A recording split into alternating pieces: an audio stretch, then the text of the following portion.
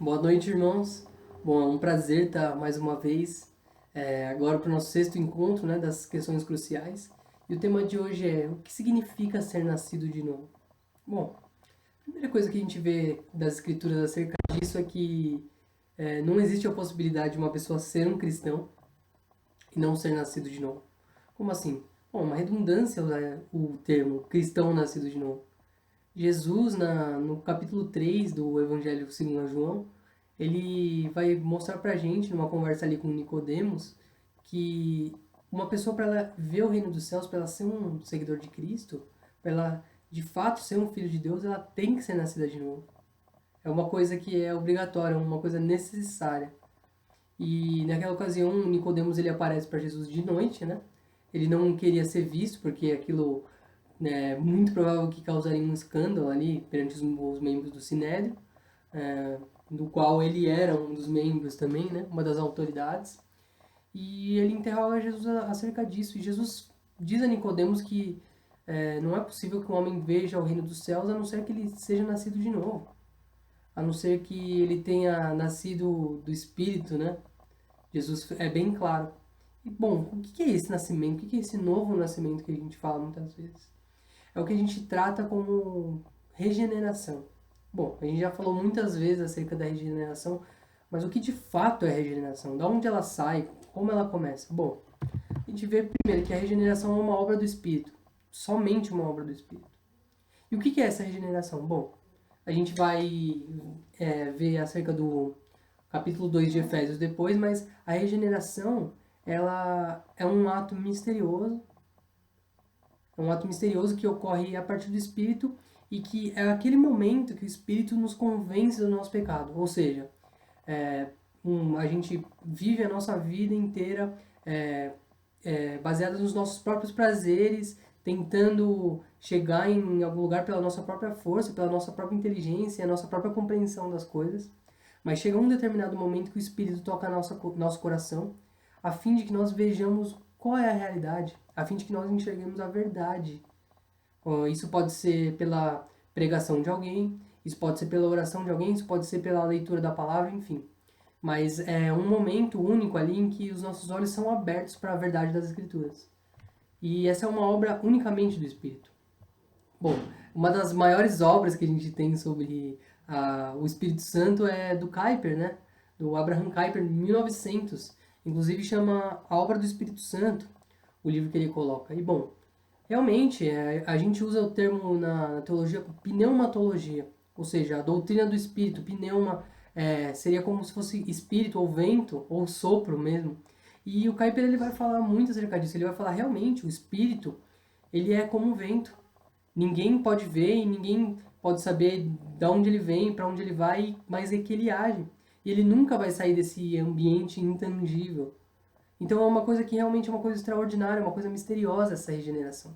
Bom, o que a Bíblia diz pra gente é que essa regeneração, né, essa transformação do coração é uma obra do Espírito unicamente e que a gente não tem participação nisso. E bom, a gente costuma falar muito, aquela pessoa tem que buscar Deus, ela tem que se chegar para perto de Deus. Irmãos, a não ser que uma pessoa não seja regenerada, ela não vai buscar Deus. Ela vai buscar os benefícios de Deus. Ela vai buscar os benefícios que Deus traz. Porque na melhor das opções, como o Sproul diz, essa pessoa vai ser indiferente para alguns assuntos de Deus. Se ela não odiar a Deus explicitamente, ela vai ser. Aquilo não vai fazer sentido para ela. Então, o que uma pessoa não regenerada busca são os benefícios que aquela pessoa que confia em Deus recebe. A gente vê isso no capítulo 3 de Romanos, no versículo 11. E, bom, realmente a gente vê que é Deus quem busca o perdido. É o pastor quem busca as ovelhas. Então, a gente vê que essa regeneração ela realmente é um ato unilateral. E isso leva a dizer que a gente não tem participação nenhuma nisso? De forma nenhuma. De forma alguma. A partir da nossa regeneração, a partir desse toque, desse abrir de olhos pelo Espírito Santo, a gente tem a nossa responsabilidade da vida cristã.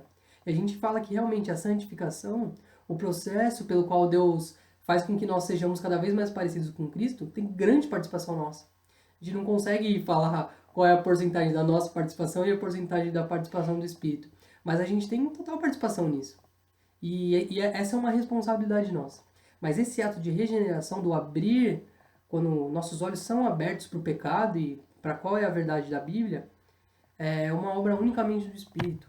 Bom, no capítulo 2 de Efésios a gente consegue observar que o apóstolo Paulo ele fala que antes da nossa regeneração nós estávamos mortos nos nossos delitos e pecados. Ou seja, não é possível que uma pessoa que esteja morta possa ressuscitar ela mesma. Pelo contrário, ela tem que ter uma ação externa. E essa ação que a gente fala de uma outra pessoa seria a ação do Espírito Santo. Seria essa regeneração. Então nós estávamos mortos nos nossos pecados, ou seja, a gente não estava vivendo realmente como zumbis. Não é isso que a Bíblia está falando. Mas está falando que a gente estava morto para a verdade. A gente vivia realmente segundo os prazeres da carne. E a partir de um momento que é essa regeneração que a gente chama de regeneração, quando o Espírito nos resgata e nos dá vida. Aí sim nós podemos enxergar qual é a verdade que a Bíblia traz pra gente. E isso é muito importante. Bom, a regeneração ela é imediata. Como assim? Primeiro de tudo, não tem um meio termo para regeneração. Não tem aquela pessoa é semi-regenerada. Não existe isso. Quando o Espírito Santo abre os olhos de uma pessoa para a verdade, para o pecado, não tem meio termo. A partir daí ela passa a ser uma das pessoas que Deus tem como filhos e ela passa a enxergar as verdades da Escritura. É claro que muitas vezes a gente vai enxergar parcialmente as verdades das Escrituras. A gente, por vezes, a gente sabe o que é correto, o que não é correto, mas a gente simplesmente, por conta do pecado, não consegue seguir aquilo que a Bíblia propõe para que nós façamos. Isso é claro. Mas aquela pessoa ela vai ter certeza do que é certo e o que não é e ela vai estar convencida pela palavra de Deus. Então não há meio termo para essa regeneração. Bom, e essa é o que a gente chama de conscientização, né? Muitas pessoas falam, não, mas a minha conversão durou 2 anos. Não. A gente usa esse termo conversão, né? Mas quando a pessoa quer falar sobre regeneração, não durou 2 anos. Teve um momento específico no qual a pessoa foi regenerada, mas o que acontece é que às vezes ela não teve a conscientização disso.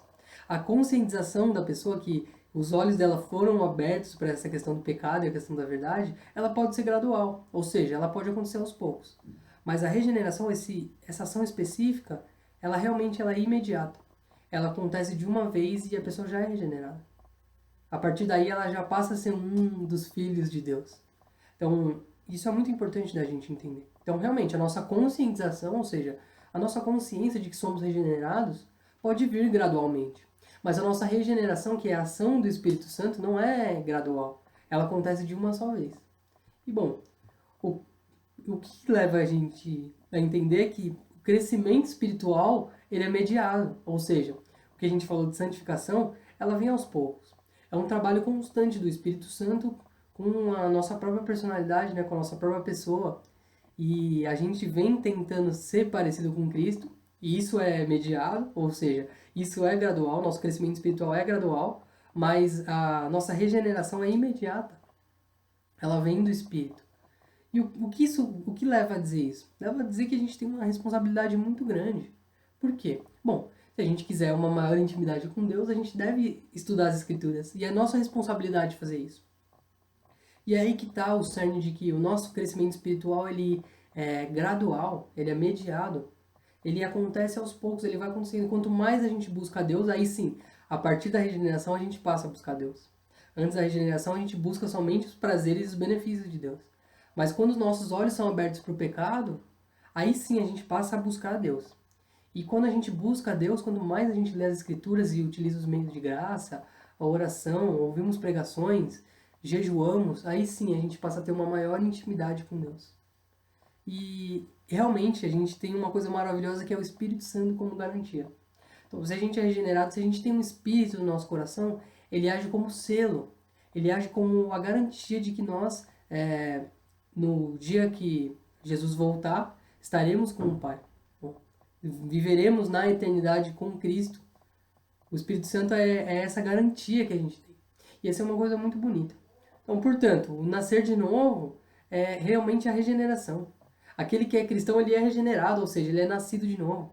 E a gente tem que entender que a regeneração, ela, como a gente falou em outros encontros, realmente uma pessoa que ela é de Deus, ela não é um pouco de Deus. Ela não é metade de Deus. Ela é realmente transformada. ela é transformada, é feito tudo de novo, ela é uma nova criatura. Ela não é a mesma criatura que ela era outrora, com alguns upgrades, se a gente pode falar assim.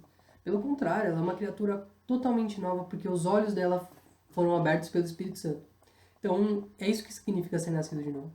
Ser nascido de novo significa que a gente não enxerga mais o pecado da mesma forma, a gente não enxerga mais a realidade da mesma forma que a gente enxergava outrora, quando a gente não estava nos caminhos de Deus, né? Então, para a pessoa ser um cristão é necessário que ela seja nascida de novo. Caso contrário, ela não pode ser chamada de filho de Deus, ela não pode ser chamada de uma pessoa cristã. Então, bom, isso leva a entender quão grandioso é esse plano de salvação de Deus e como a gente deve exaltar e agradecer a Deus pelo que Ele tem feito na nossa vida e por Ele ter regenerado o nosso coração.